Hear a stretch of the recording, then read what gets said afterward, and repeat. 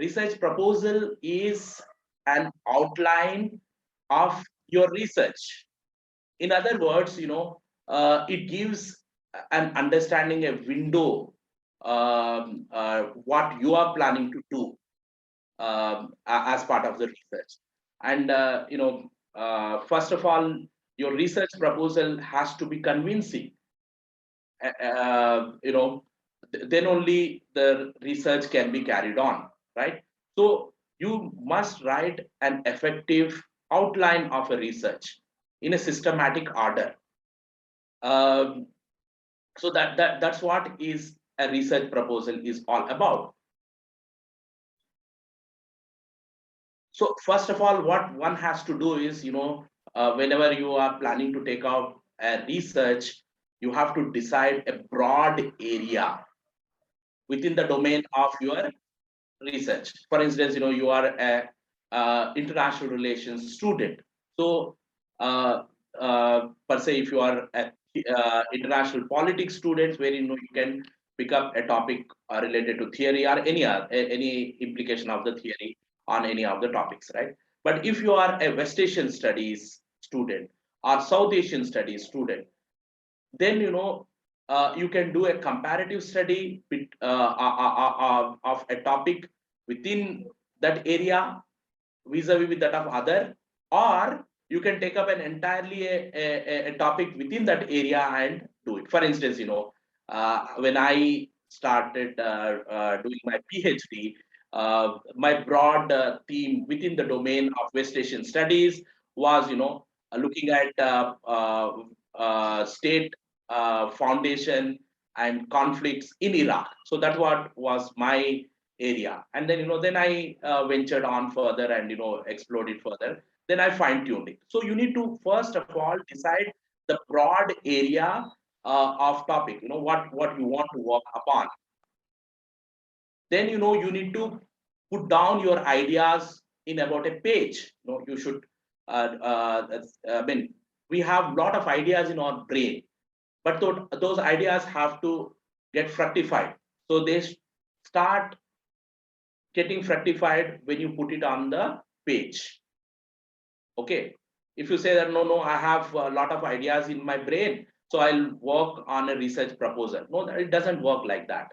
Whatever comes to your mind, the ideas that you have on the broad topic, you have to put it down on a page. Okay, at least one page you should write about it. What are you going to discuss, and what are the significant aspects you are going to focus upon, what is going to be the objective of your research, so on and so forth, in about a page. Then prepare a bibliography on the broad area or topic that you have chosen. Okay, and that could be directly related to the topic, or maybe it could be vaguely related to the topic. But you need to prepare a reading list. So along the way, what happens is that when you are preparing your reading list, you tend to read portions of it and at least have a glance at it. So meaning to say, you will become aware about the availability of the material. First of all, thing that we need to understand is that research is built on the existing literature, right? So there is literature, and based on that, you are building up further and expanding the horizon of ideas, or expanding the horizon of research. So that's what is very, very important, right? So one has to make a bibliography of available literature, related literature, and then you have to make it right. Then one of the things that's very, very important is you need to follow a research style while writing bibliography, and later on writing a proposal and writing a paper. Research styles, there are various research styles, right? Like you have MLA style, you have Chicago style, you have institutional styles also. For instance, Jawaharlal Nehru University School of International Studies has their own manual.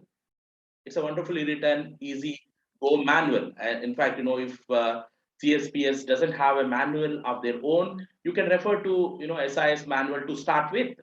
So you need to refer to a style, and the style you should start following from the beginning itself.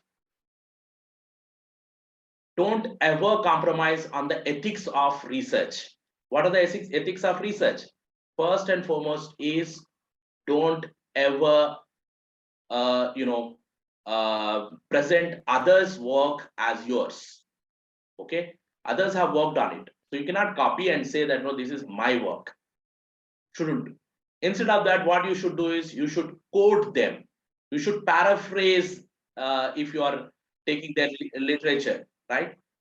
And then you have to cite it. Okay, oversighting is better than underciting, right? So that's I mean, following the ethics is again a very important aspect of research. There have been several instances wherein the PhDs are called off or called back, and people have lost academic positions. People were jailed for plagiarizing, and people have lost even ministerial positions in Germany, etc. So what does this mean? It means that what you do today, you may think it's okay. चलो थोड़ा सा कर लेते हैं, कौन देखेगा? Okay, you will start like that. But the thing is that what you have done today may catch hold of you after 40 years, after 50 years, after 30 years, whatever. We never know, isn't it? So one has to be very careful when you are doing a research. You have to follow all the ethics of the research.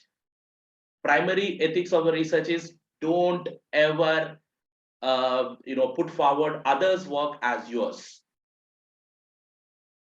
and follow all the ethics of research.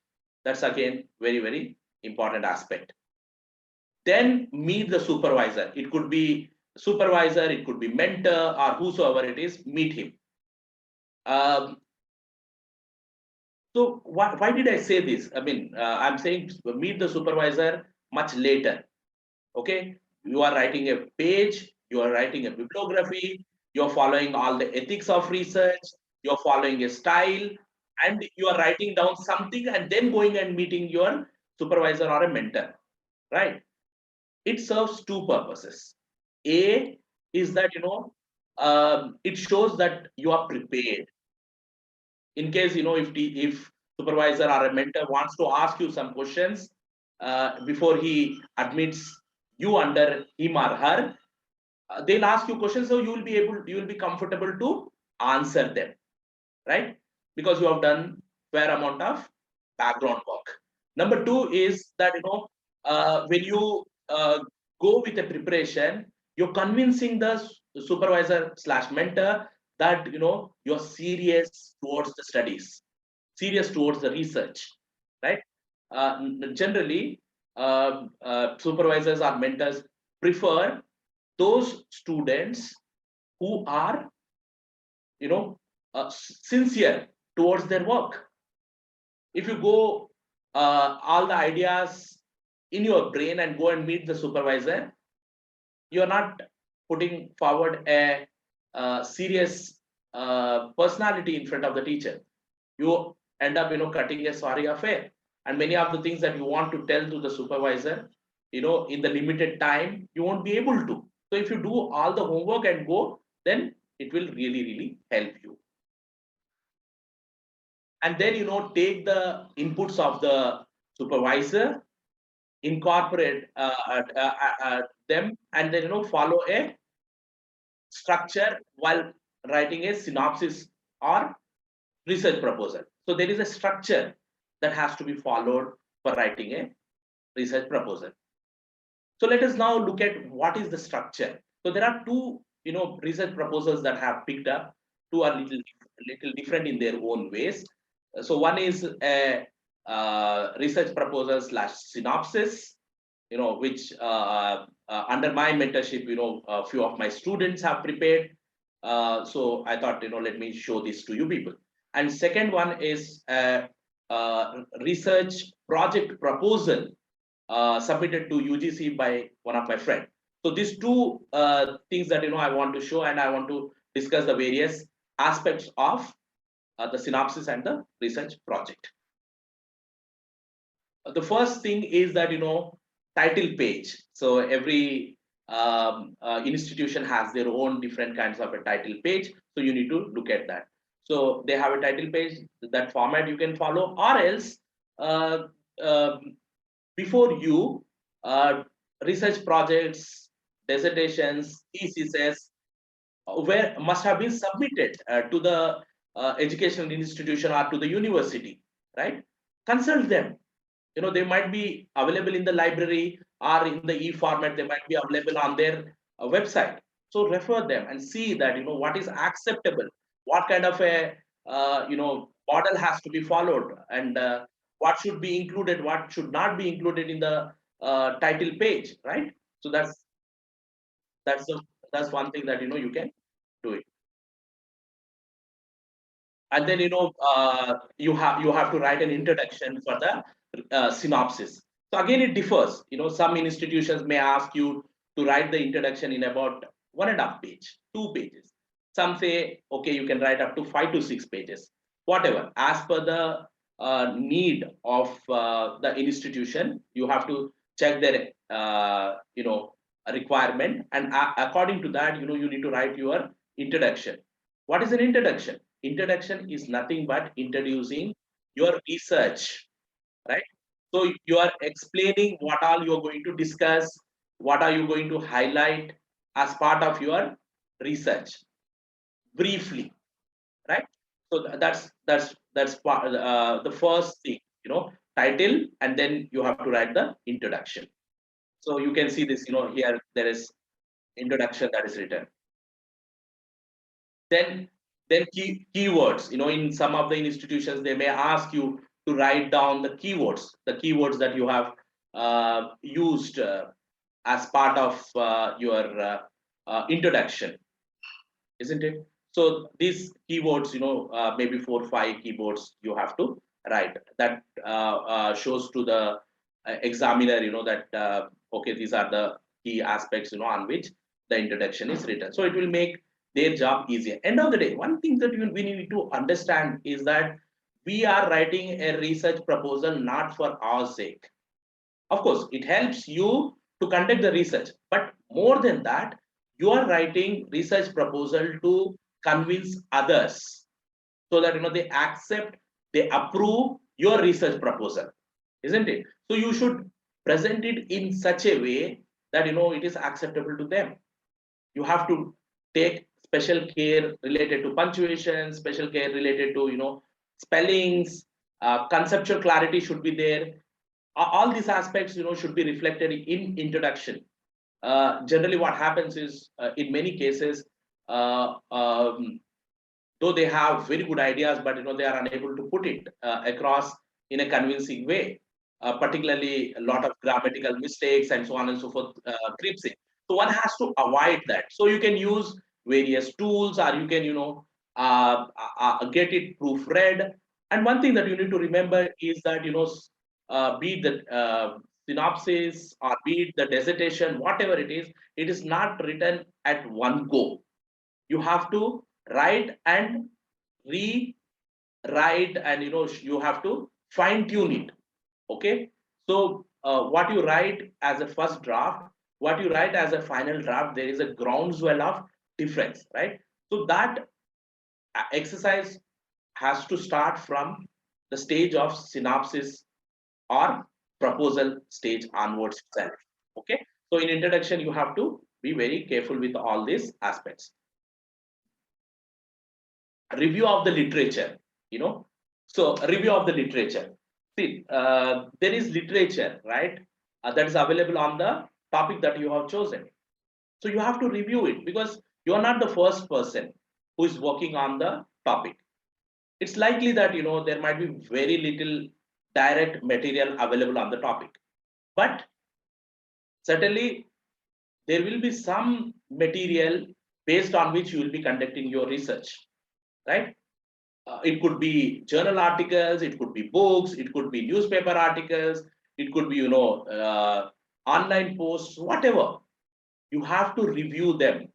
You have to review them in short. So how do you do that? You have to you have to, thematically divide the literature review. For instance, here in this particular synopsis, literature review is divided into three themes. Okay, it's divided into three themes. How the division of the themes to be done, right?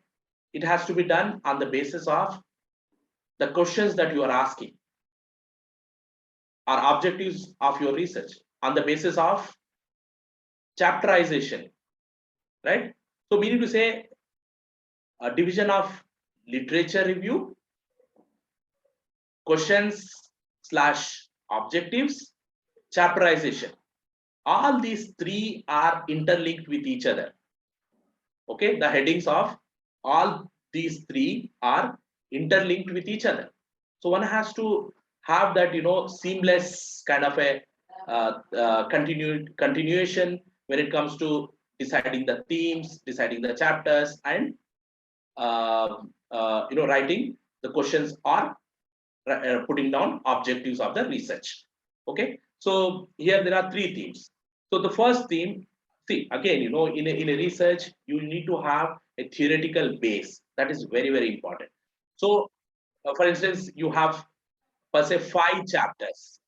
Out of that, first chapter is introduction, final chapter is conclusion. So you have substantial 3 chapters. So among 3 chapters, generally one of the chapter should be on the theoretical aspect of the topic. Then you have to expand it further into 2 chapters or 3 chapters, 4 chapters, whatever, it's up to you. And you have to expand your ideas further. So theory as such is very, very important. Here in this case, you can see national interest is defined on the basis of various theories. Okay, so that is one theme. So the literature that is available on the national interest, like there are various theories, right? Realism, liberalism, Marxism, constructivism, critical theory, so on and so forth, right? In international relations. So all these theories have something or the other to say about national interest. So what they are saying, that has to come up over here. Some major works, gist you have to provide as part of the literature review. So again, one more thing you can see over here is that in-text referencing is followed, right? Then you have in India's interest in South Asia. The title of the thesis, the synopsis was, India in South Asia, interests and challenges, right? So India's interest in South Asia. What are the interests of India in South Asia, right? So there is available literature related to that. So you have to review that as well, right? Then the challenges faced by India in South Asia. That's the third theme, right? Here, all the challenges that are faced, in a gist, which were highlighted by various scholars, are reviewed and presented over here. So in totality, what you can see is that there are 3 themes: national interest, India's interest in South Asia, India's challenges in South Asia. So meaning to say, you have to divide the available literature accordingly in a thematical fashion. Okay, so what is the use of this literature review? You are saying that you are not fishing in deep sea. Rather, you have a direction, right? You have a direction in the form of existing literature. So you're going to rely upon this existing literature to write your thesis or your dissertation, right? That's what you are telling, and you are acknowledging the previous scholars. The knowledge is like a chain. It's a chain process, right? एक के बाद, for example, आप कई बार there is one thing, like there is a hadith narration in Islam, for instance. You probably must have seen Bukhari Sharif or any literature. So there, there is a chain of narration. Such person has said to such person has said to such person. So it is nothing but scientific, anthropology. It's an example of scientific anthropology, right? Similarly, when you talk about citizenship, the first scholar who has discussed about citizenship in a great detail was Aristotle. In other words, whatever others have written after Aristotle is a footnote to the literature that was written by Aristotle on citizenship, isn't it? So if I say if you are working on a citizenship, meaning say you are adding to the existing knowledge, the chain that starts from Aristotle to today, and you are adding it further. Probably the future generations will be adding, taking your work, and they will be, putting it as part of literature review, and they will be going ahead further. So it's nothing but, I mean, you're conceptually clarifying. You're saying that you are not fishing in the deep sea, you are not directionless, and you are also acknowledging the knowledge that you have acquired from the previous scholars, right? So it's nothing but kind of a paying an respect to them as well, isn't it? Because you have to cite them, because you have learned from them, right? You are building on their literature. So that's also one of the important aspect of literature review. Then you come to the other aspect, that's the fourth aspect of a synopsis, is definition, rationale, and scope of the study. Whatever the research that you are undertaking, you have to define it first. you know in couple of sentences you have to define it. Then you have to provide a rationale behind undertaking this research. Why are you taking up this research? Are you simply repeating the others work? No, you're saying that there are certain gaps in the research. Okay, there are certain gaps in the understanding, so you are trying to fill up those gaps by undertaking this research, right? That you have to show. You have to provide a rationale to it. Then scope. What is going to be the scope of the study? In what way this is going to contribute to the enlargement of knowledge, right? That also you need to focus upon. So definition, rationale, and scope of the study, it should be your strong base. Okay, in fact, in many of the places, the first thing that is seen is definition, rationale, and scope of the study. Then they'll look at the very other part of the proposal. So this should be carefully worded in about couple of paragraphs. Then you come to the research questions. You can use either research questions or you can use objectives, whatever. Okay, one of these. So here research questions are used. So based on the literature review teams, based on the rationale and scope of the study, you have questions that you want to probe as part of your research. So that you have to lay down in this part. Okay, questions, what are those? Like, for example, you have here there is a question on national interest. So basically it's talking about the theory, right? The first question is on theoretical aspect. Then the second question is on the interests of India in South Asia, and challenges. There is another question, right?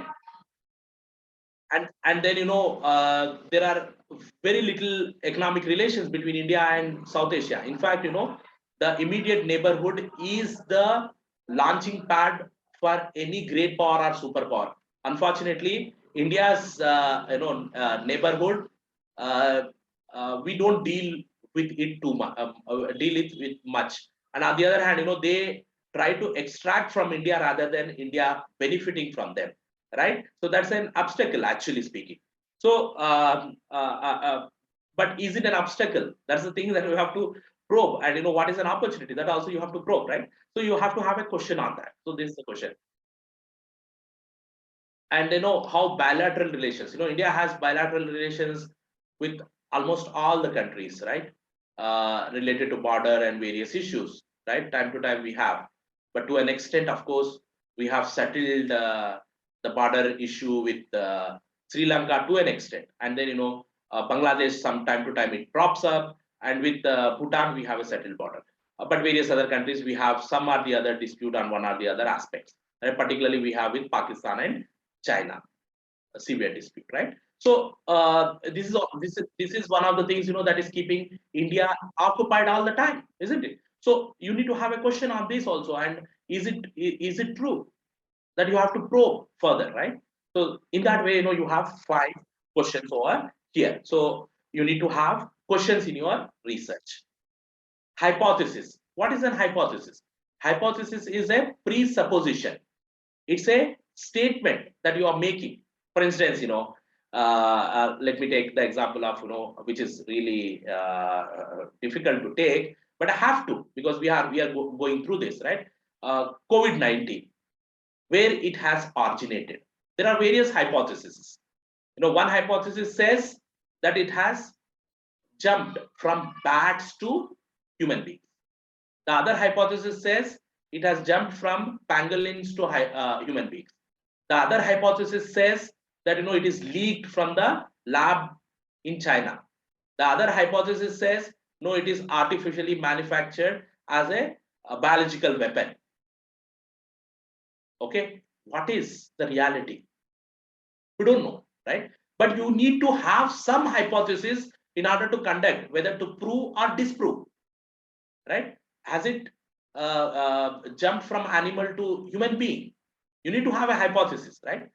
You need to have a supposition saying that that COVID-19 has jumped, virus has jumped from animals to human beings. That's an hypothesis, presupposition. Then you have that preconceived notion because you have not conducted the research yet. You are at a proposal writing stage only, right? So based on that, then you start writing and conducting research. Then you realize, no, this is wrong. No, this is exactly true. So you can either prove it or disprove it. Your supposition, you can prove it or disprove it, right? In the same manner, you will have in all the studies, you need to have a hypothesis. So here in this particular proposal that I have put forward to you, there is one hypothesis, right? There could be 2 hypotheses. I think you should not go beyond 2. Some people even have 3 hypotheses also, but more hypotheses will create more problems. So one has to limit their hypothesis. That would be helpful. Then research methods, as I've said in the beginning itself, I'm not going to discuss about it, but here you lay down the various methods that you're going to use.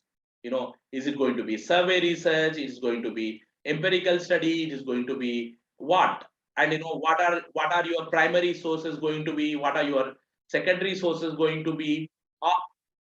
So all these aspects you have to put across as part of your methodology. What kind of methods that you're going to use. I'm sure there are lectures held by CSPS on various research methods. So I'll not dwell into this because it itself is a huge area.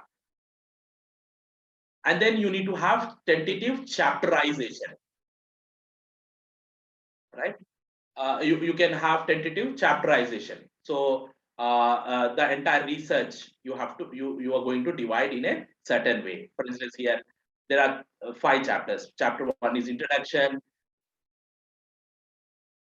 and conceptual understanding of international relations. Then you have India's interest in South Asia, in India's challenges in South Asia, and conclusion, right? So in other words, there are 5 chapters including introduction and conclusion. So meaning to say there are 3 substantial chapters and 2 introduction and conclusion.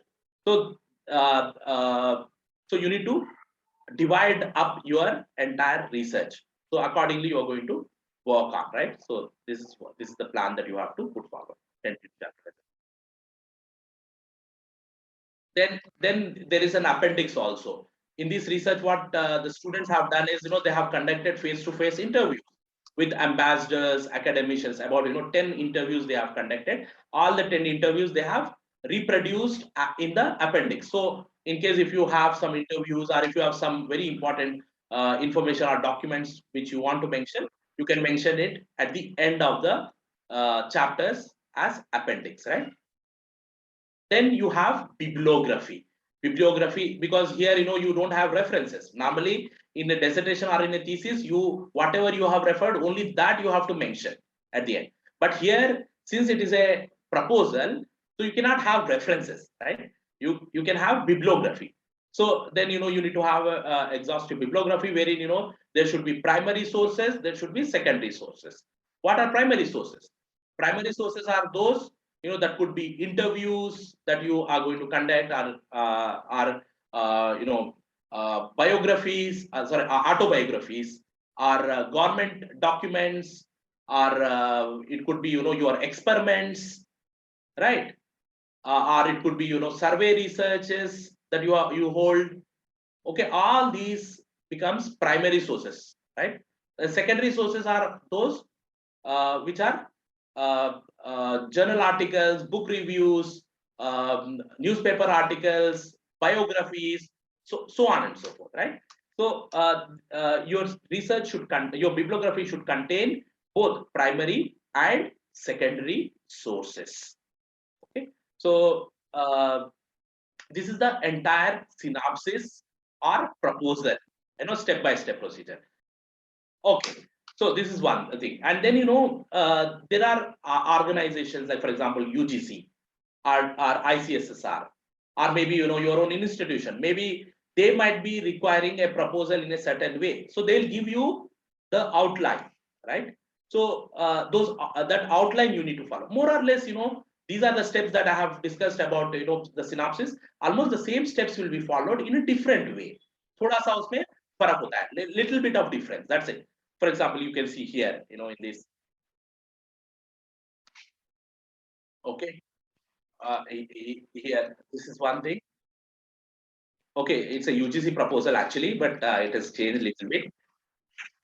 Okay, so then first, what is required as part, because there are guidelines. UGC has given the guidelines how to write a research minor research proposal.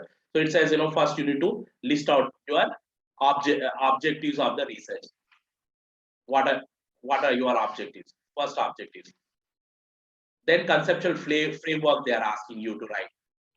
See, and this particular study is on a particular act that was passed in 2016.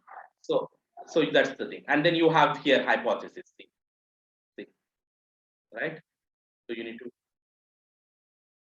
need to have a hypothesis. Then review of literature. You can see this, right? Then research methodology. What is going to be your research methodology?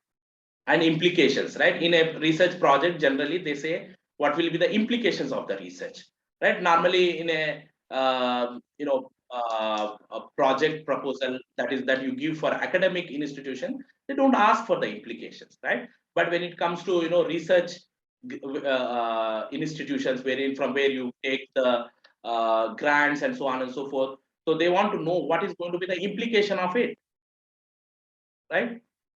Then tentative chapterization. Then time frame you need to give. What is going to be the time frame for conducting this? Then budgeting, because you're taking the money from them, right? For example, UGC have a categorization, right?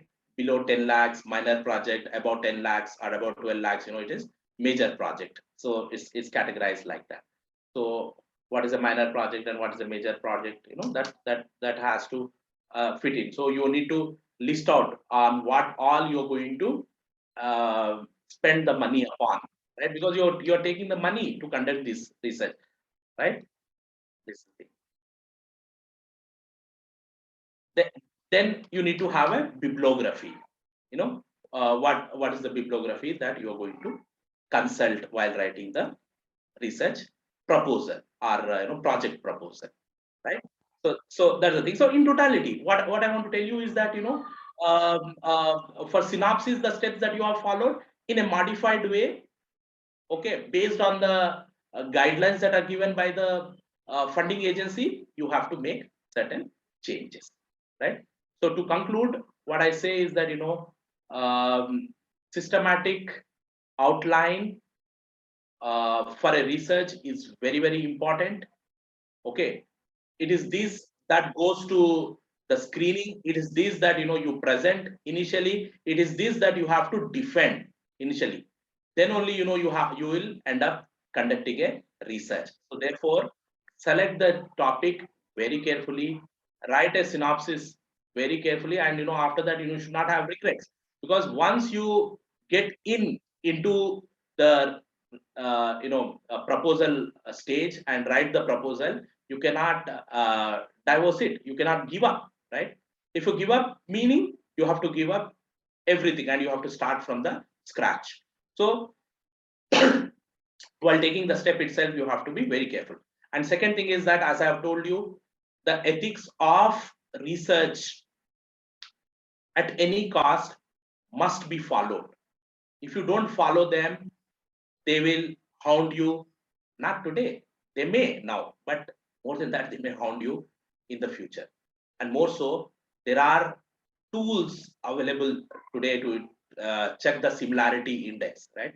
Which infamously called, plagiarism tools, right? You have Turnitin, Urkund, and such kind of, there are many tools through which also, the similarity index can be caught. There are people like who have published the papers where they have 90%, 80% similarity index, and they lost their jobs, they lost their positions, and in an academic world, uh, copying somebody else's work and saying that this is my work is not less than a sin. So obviously, if it is caught, you the researcher will be duly punished. So follow all the steps and follow the ethics of the research. Thank you very much for patient hearing.